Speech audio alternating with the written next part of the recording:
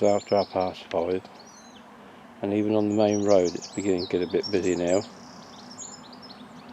and I wouldn't mind betting that sooner or later somebody will want to stop just where I am.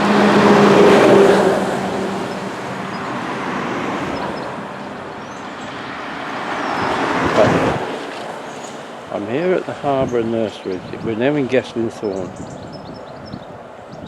and I'm here because from what I've been seeing, my great grandmother's family, the Westcombs, had a lot to do with Harbour Nurseries, and I need to investigate that. But certainly when Grandad's brother Wilfred was of an age, he worked here for a while, and that's a connection I'm going to have to investigate a little bit further before I finally put this video together. Filming opportunity is going to be rather limited here because it's a very dangerous road.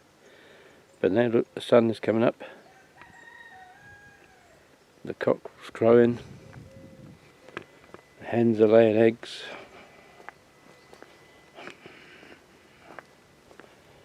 and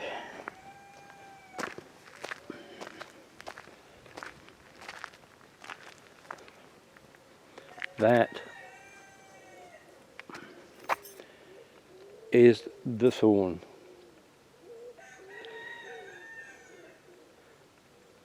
Now, my great grandfather, William Albert Ballard, moved from Tenterton to Hastings for whatever reason. Well, I know what reason. He met a girl called Mary Stonham who came from Hastings, and they married and had goodness knows how many children, one of which was another William Albert Ballard, who met Maud Westcomb, that we all know as Moddit,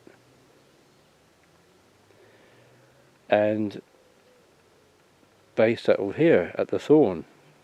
Now, he was out doing gardening work and what have you, I think, and that's where my granddad was born in 1909. I'm not sure which one because there's 3 or 4 cottages there now, but yeah, that is the Thorn, and that's where I suppose my story begins in earnest.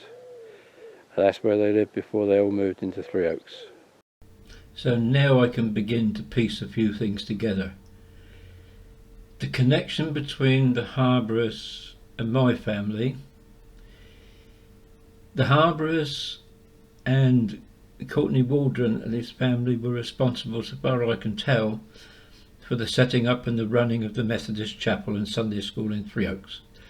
And Courtney Waldron Westcomb, he was a Sunday School superintendent for many years. My late Uncle Len was a Methodist lay reader there. More of that a little bit later. The link between the Harbourers. Now, my granddad was born in the Thorn here. Also, some of the Harbourers were born in the Thorn here. And certainly, Russell Harbour lived here with his family, which included his niece Florence Easy. Now, I said Uncle Wilf went to work for the nursery. I don't know if that's where he met Florrie, or whether it's because of the fact that he met her. But anyway, Uncle Wilfred married Auntie Florrie, and the Harbourers and the Ballards became one family. And at the time, shortly after Grandad was born, perhaps within 10 years or so, Russell Harbour is recorded as also been living at the Thorn with Florence there. So there's 2 connections between my family and Guestling Thorn already. So there you have it. Now, we're not that far from Hastings really, it's only just over there.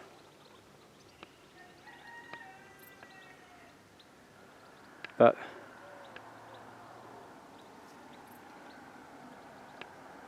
don't know what's in the fields there, whether it's wheat or barley. Can't get close enough to tell. But one of the things you can see from here is the sea. And right out there,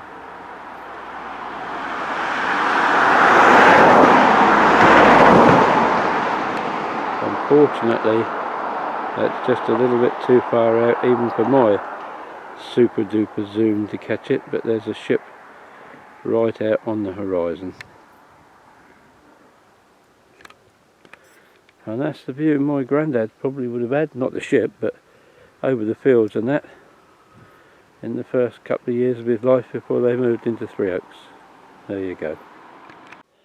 And there's another row of the old cottages here at Gaslingthorne. Further down the road we've got Icklesham, and that's where eventually my gran and granddad moved. I presume he got the job as a gardener in the big estate down there, because Mum used to go to school from Snelham Halt, and her address at the time she got married to Dad was given as Lower Snelham, Gatehouse, Broad Street, or Gate Cottage, Broad Street. I ain't going to go driving down there, because even today it's at the end of an awfully long road that not even Mr. Google will dare to go down.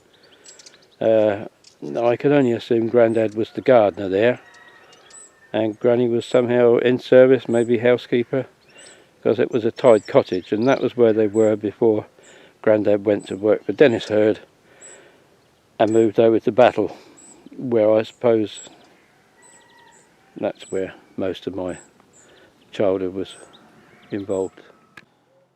I just had to add this in. I'm not going down there, but that is Broad Street, and down that lane, what seems like miles, you walk until you get to the place where my mum spent most of her time.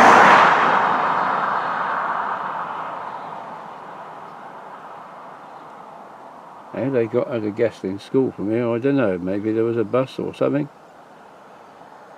But it was a short walk over the fields to Snelham Halt to get the train to Rye. But I wouldn't like to do it. But anyway, that's it. Broad Street, Icklesham. Now the following bits of filming are going to have to be drive-bys, unfortunately. We're on a main road here, far too dangerous to walk down and film. But we're going past a couple more of the old buildings here at Gaslingthorne, and the one I really wanted to show you, and that is the old forge.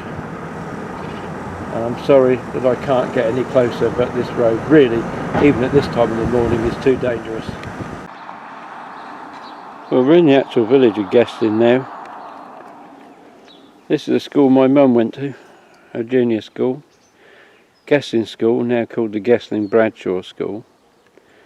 The original buildings, I don't know if there's any of them still hidden behind the modern ones there, but the school itself dates right the way back to 1840.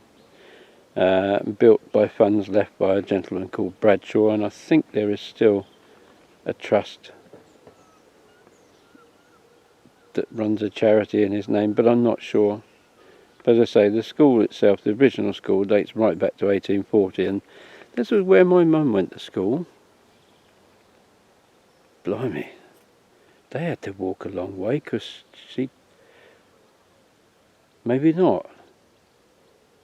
No, the family, I think, was still living in Three Oaks at the time, but they still had to walk across the fields from Three Oaks to get to school. See, no parents to put people in cars to travel 500 yards in them days. You went to school, you had to walk, sometimes miles. But this is Gasling itself.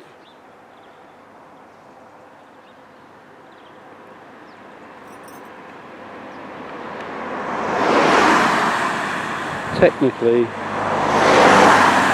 the parish goes right up to the top of the hill there, and finishes at a pub called the White Hart at the top.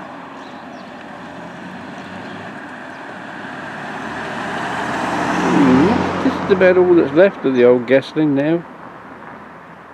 That building that I'm just panning into in the middle, for many years, in a little shed, open shed around the side, there was an old American flatbed truck.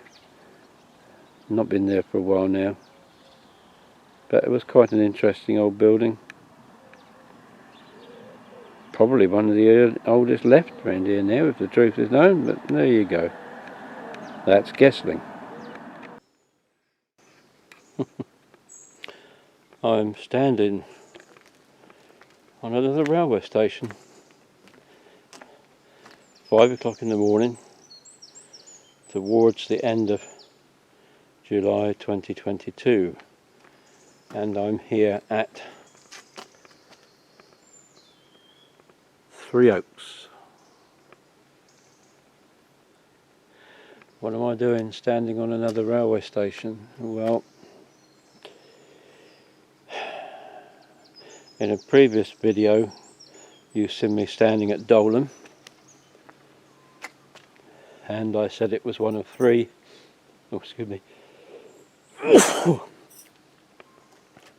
three halts opened by the railway in 1907, and this one was Three Oaks Bridge Halt, and it was named Three Oaks and Guestling Halt in 1909. But then by the time we come to the 50s, it had been Three Oaks and Guestling, and eventually that name was dropped and it became Three Oaks. What's the connection with me? Well, this video is going to be a bit autobiographical, because I'm, as well as places you didn't know, and this really is part of my family history. I used to travel by bus to Westfield and walk the 2.5 miles over here to Three Oaks. Or, after my dad got a job on the railway, obviously it was cheaper with his privilege tickets to come on the train. And so this would be our first site when we used to come to visit my Gran Three Oaks, and I'll tell you where she lived later. At that time it was double tracked, and unlike at Dolan, you can still see the platform on the other side. It's almost as if it's waiting for the trains to come back. There is a big campaign going on at the moment to get double track reinstated, electrified, and to have javelin trains come through, but to be honest I doubt they'll ever stop here.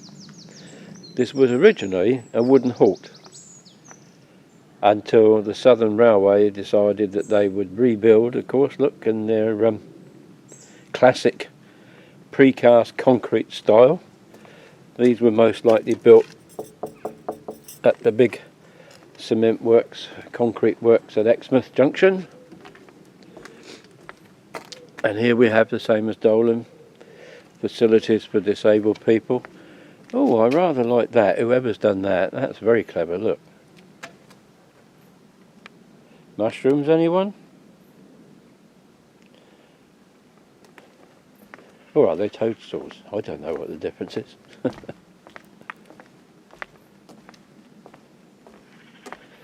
The instructions here: conductor class 171, single door only, one car deselect. So you only effectively get one carriage on here. But this is quite something, the way they've done this. They've modernised it a bit. You've got your yellow safety thing at the end of the, here, don't pass this point when the train's coming. Your help points. And here's the ubiquitous plastic bag for rubbish. But a not unpleasant waiting shelter, not with a ticket machine and a defibrillator.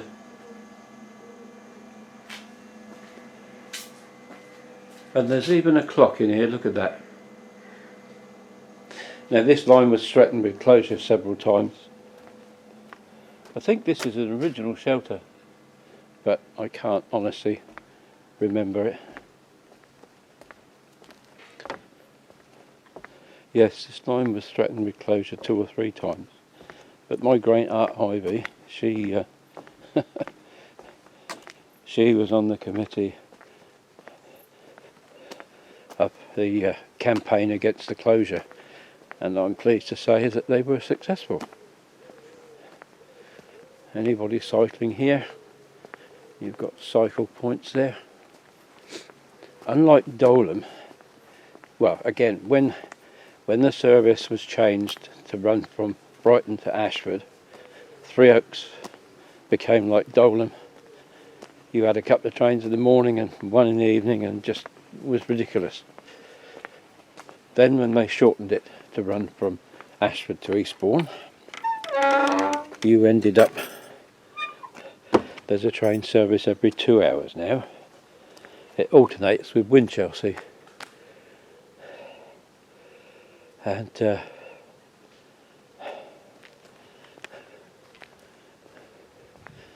yes, this was our first view of the village. And they come out the station and then walk up that way. This is a rather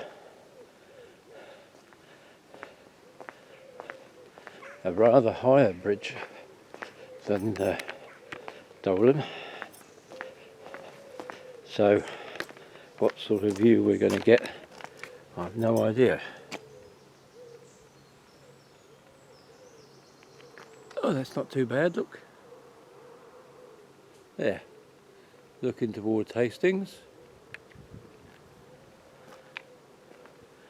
And if we cross the road,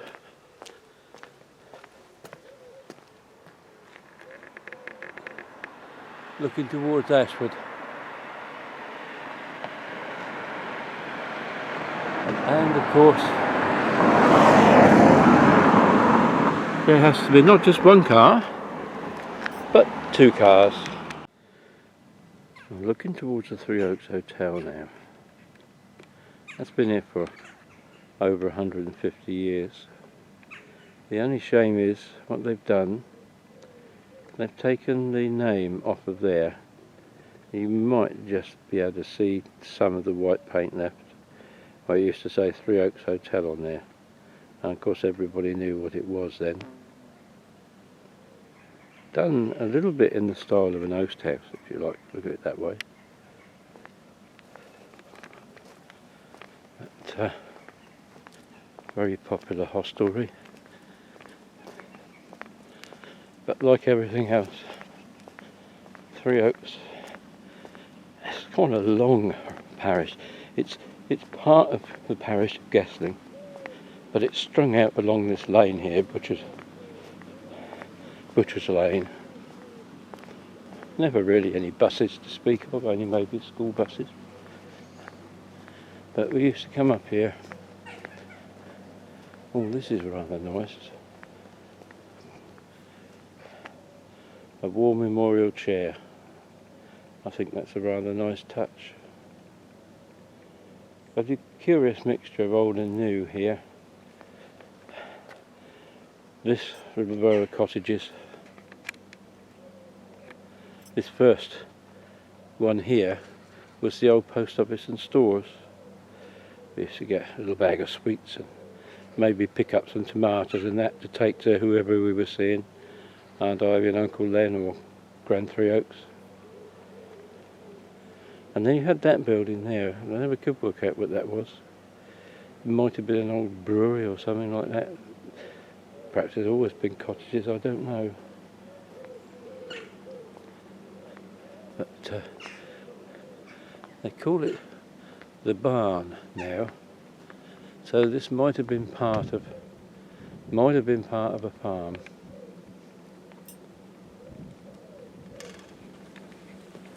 That brings back memories though. This is going to be an emotional video to make, I think, to be honest.